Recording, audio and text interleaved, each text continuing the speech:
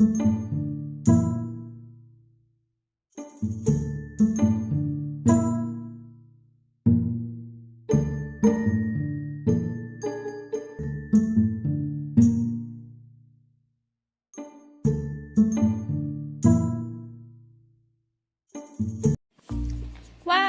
May pagkain uli.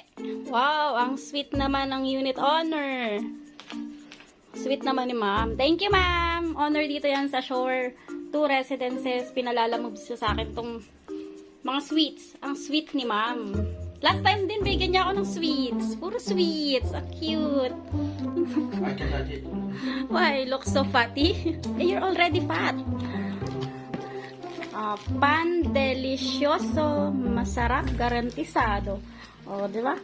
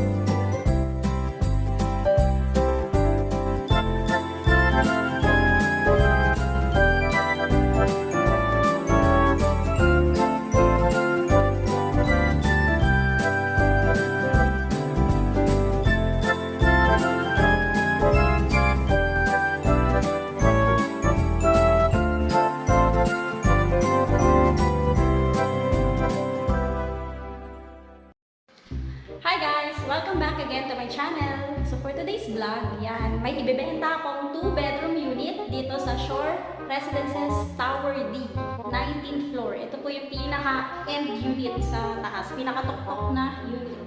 So ayan, so itutur ko kayo dito sa 2-bedroom unit na to. This is 58 square meter in size. Tapos mga 2 years old na tong unit na to. Before kasi ako ay nagparent nito, tapos ngayon yung owner gusto niya ibenta na. So sana makuha niyo ito as is where is.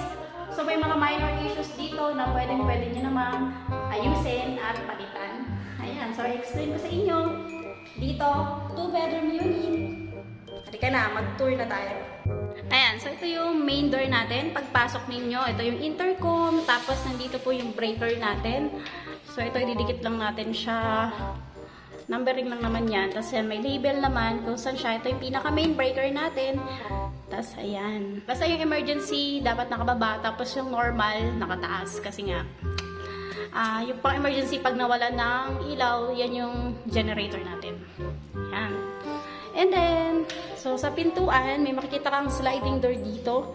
Ito ay ang ating laundry area. So, ayan yung laundry area. May palanggana pa dyan. Kasama na yung gamit ha sa pagbebenta. Ayan, so from the laundry area, punta tayo ng kitchen. So yung kitchen natin, ito yung shape niya, ganyan siya. So meron na tayong microwave, tsaka yung refrigerator. Pinalinis ko na tong ref na to. Ayan, open ko na lang muna. Ayan, so open lang muna natin para yung smell. Tapos ito yung range, yung natin, electric cooktop. Tapos yung range food, syempre nandito yan. Food, tapos yung ating 4 burner na stove. Ito yung ating kitchen sink. Yan. So may mga lang dito kasi iniwan to ng client na ganyan. So pwede natin itong tanggalin, tapos yung bibili, maglagay na lang dito ng backsplash. Naku, pagka naayos to ng bibili, napakaganda na ito. Ayan. Tapos, yung ating grease trap. Andyan. Nalinis na rin yan.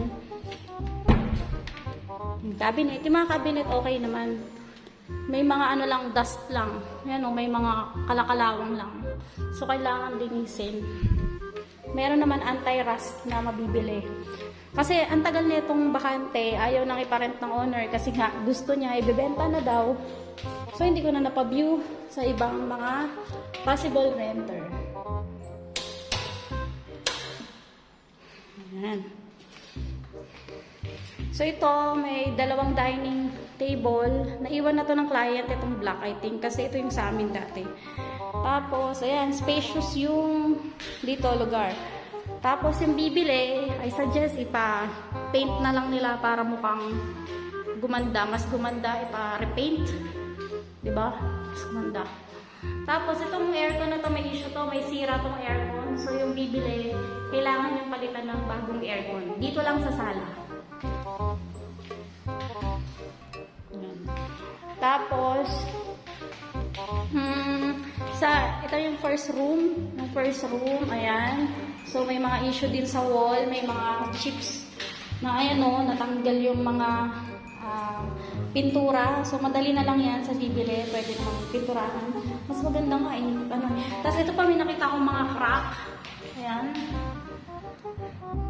Ayusin din yan ng gustong bumili. Tapos yan, ayusin.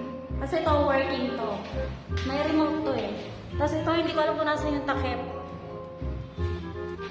Yan. So, yung sa bibili ha, mag-aayos kayo. Ito, syempre pagka bibili kayo, ipapakita ko na sa lahat yung mga problema para alam niyo yung bibili niyo, di ba? Baka mamaya masisipa ako bandang huli na may ganito pala.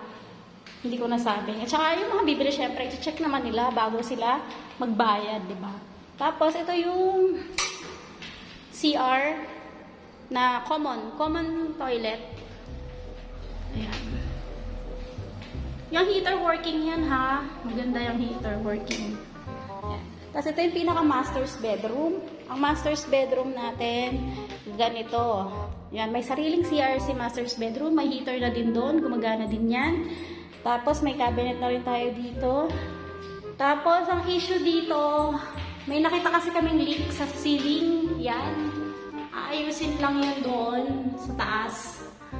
Tapos, bahala na nibel ko anong gusto niyang gawin. Tapos, may nakita din akong crack. Tignan nyo, ayan. Diba? Nakikita nyo? Hanggang dito. So, maayos naman yan. Kasi itong unit na to out of warranty na. So, sariling contractor na natin yung gagastos. Doon din, may line din doon. Sariling contractor na natin ang gagastos. Yan, may mga ganyan. Yan. Alam nyo guys, wala namang problema na bumili ng mga ganitong unit. Yung may mga minor issue. Kasi pwede nyo naman yun ayusin, tapos makaka-discount kayo, di ba? Mag-offer lang kayo ng presyo na nyo, para mapagawa nyo siya. Kasi ito lang naman repainting, tapos yung ceiling, kailangan ayusin, tapos yung aircon, yun. Ay, may mga crack. Kasi siguro na damage lang. Ayan. So ito, may hole. Ito, ayusin lang yan, tatakpan ng something para bumalik sa dati. Siyempre, papakita ko sa inyo yung view. Since 19th floor ito, pinakataas. So, ito yung view natin. Yan, amenity view. Yan. Tower C po ito. So, napapagitnaan tayo ng buildings. Yan. O, diba? O, ito si Shore 2. Sa likod na itong building na una. Tapos yan, yung blue na nakikita nyo, nakaano dyan, si Six Senses. Federal Land. Yan. So, dito tayo.